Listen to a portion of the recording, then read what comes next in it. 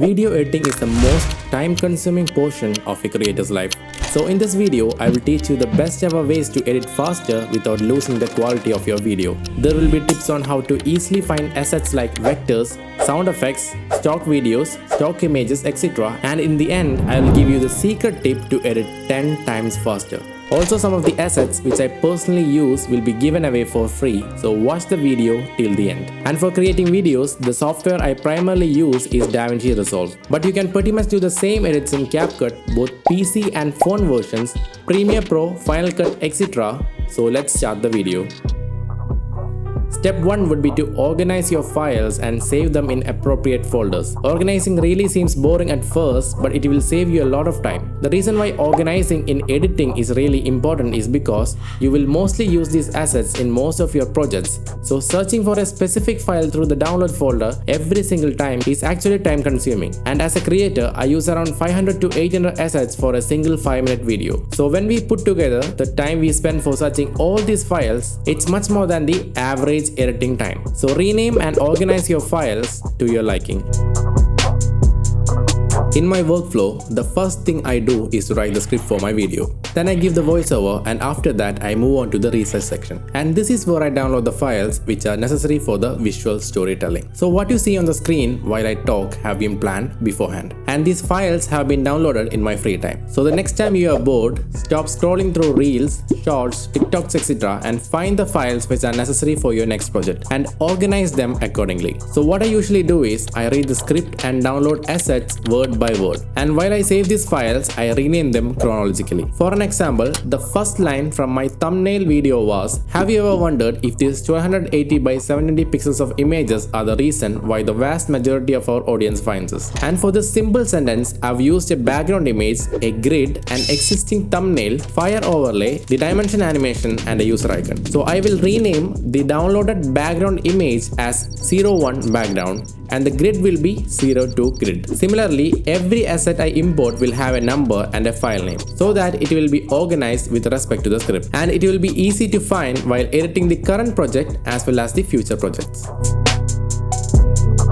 For stock images and videos, I use Pexels, Pixabay, Unsplash and FreePix. And if I have to specifically create a file, I use Photoshop. But in order to save time, you can use AI tools like Midjourney, Playground AI, Microsoft's own AI, etc. So the preparing and the organizing part is done. Now let's move on to the editing workflow. So the first thing I do is to add the voiceovers and the assets one by one into the timeline. And then I pre-visualize how these elements are gonna look in my video. For that, I watch videos from YouTube itself. Some of the creators which inspires me are Johnny Harris, Magnates Media, Vox, etc. And for editing videos specifically for social media, I follow these 6 steps. Step number 1 is to focus on the first 30 seconds. Spend more than enough time on this part because this is the only area which can actually grab your viewer's attention. And for that, play with overlay elements like film grains, borders, moving backgrounds and make them flow like water. But that's what I do in my videos. You can edit however you want but add more elements and spend time on the intro. Adding different layers of effects is a trick I use. For an example, adding a moving background with an overlay element like particles or this fires overlay can actually make your videos engaging. But adding many overlays can break your engagements too. Sometimes just rotating your background image or giving it slight movements like zoom in or zoom out effects while you are explaining something in the foreground can grab your viewers' attention. But while adding all of these, see if it looks good. Then add your main animations in between these elements to add a depth to what you're trying to portray. I love adding animations to my assets and I control them with camera shake. Camera shake can be seen as a feature in most of the editing softwares out there,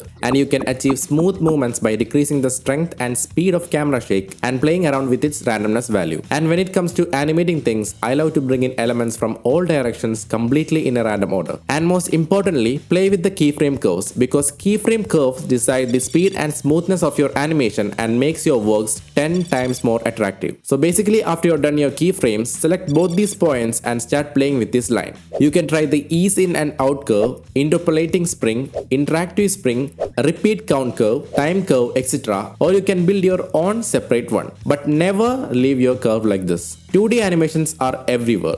Anything that moves in both X and Y direction can look cool. But when we add that C space, we get that extra boost in retention. That's why I started learning 3D animations. It started as trash, but now I'm almost happy with the results. And it has only been 46 days since I've started learning 3D animations. It's really fun, so experiment with them. But for the people who find it hard to animate in the 3D space, try the 2.5D where you basically play with the pitch and yaw settings along with the position and zoom. And it basically creates a similar looking style. Adding many elements to engage your audience in the first 30 seconds is a good trick. But if you started editing the entire video in that format, we will lose a lot of time. So the mid section of the video can be edited with 40 to 60% of the effort. And also, just like movies and popular viral contents, our video should also have a rhythm. So while scriptwriting and giving voiceovers, slow down a bit in the midsection to cool down your audience dopamine level. And right when they are expecting, surprise them with unexpected twists, and that's how you make your audience connect with your video in an emotional level. And for this, the sound effects are also really important. I had no idea that sound designing can actually make your videos better. In fact, I'm giving more attention to sound effects than visuals in my video. Just because when I watch videos from YouTube channels like Johnny Harris and Magnets Media, I instantly flow along with the video just the way the editor want me to. The sounds I use in my videos are from Epidemic Sound, and similar tracks can be found online for free. And I'm not an expert, but this is how I sound design my videos. When something is moving or drifting into the scene, I mostly use whooshes to portray the movement. And when text are shown in my videos, I use pop sound effects as well as keyboard click sound effects.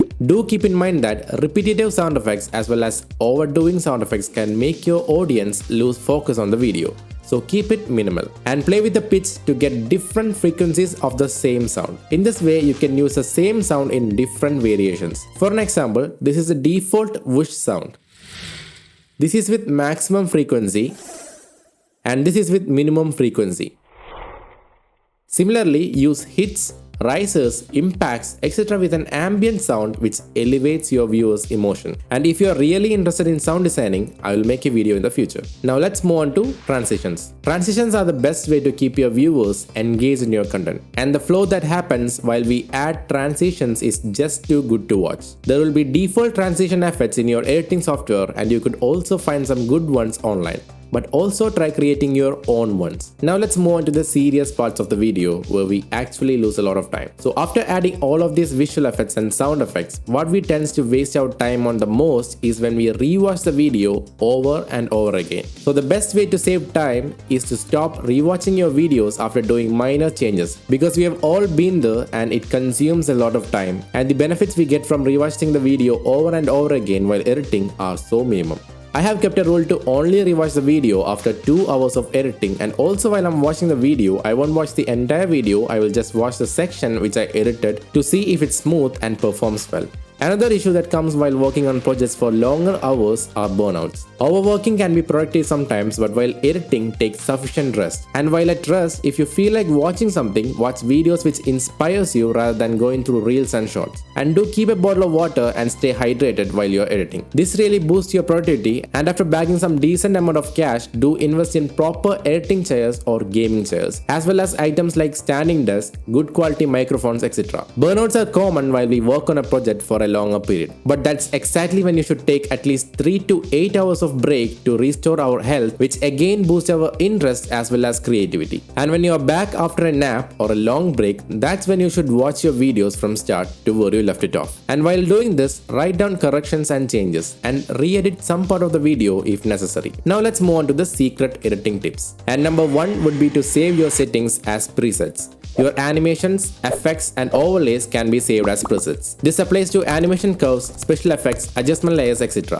What I usually do is, when I like an effect or an overlay, I just copy them to a smart bin so I can use it on different projects without starting all over again. So do save your settings, presets, effects, etc. to a folder to reuse them in other projects. So this is an optional tip, and this is called working on the same timeline. So the secret trick I use to work faster, which might sound silly, is I work my every project in the same timeline. which means that I'm currently editing this video on the same timeline I used to edit the previous 3 videos. The benefits are I can just swipe left on my timeline to find the assets I've used before. This applies to adjustment layers with special effects, sound effects, overlays, animations, etc. Number 3 would be to switch works when exhausted. So what I do to maximize productivity is I edit videos for 2 to 4 hours, and when I'm exhausted I just move on to the sound designing part. And when I am again exhausted, I try masking out assets in Photoshop which are required for the video as per the script. And for this I also use websites like Background Remover and Telegram bots to cut out the subject from an image.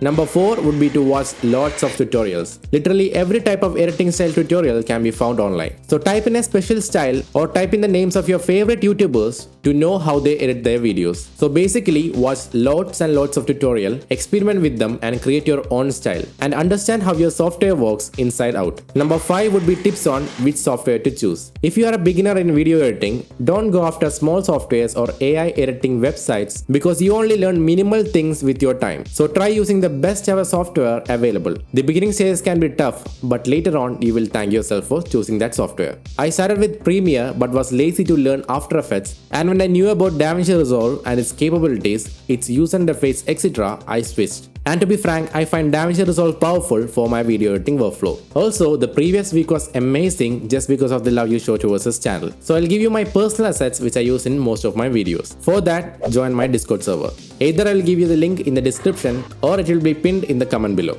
And before you go, let's move on to the final tip. So the final tip will be to save your files every now and then. And keep backups because every software crashes at some point. And I've faced the issue where I've lost days of work. Even the thumbnail video I did before crashed 7 to 10 times while making proxies. And while talking about proxies, render your progress for a smoother playback. And after doing all of these tips and tricks, you might still not get the desired views and engagement if you don't package your videos the best way. And that's where the thumbnails comes in.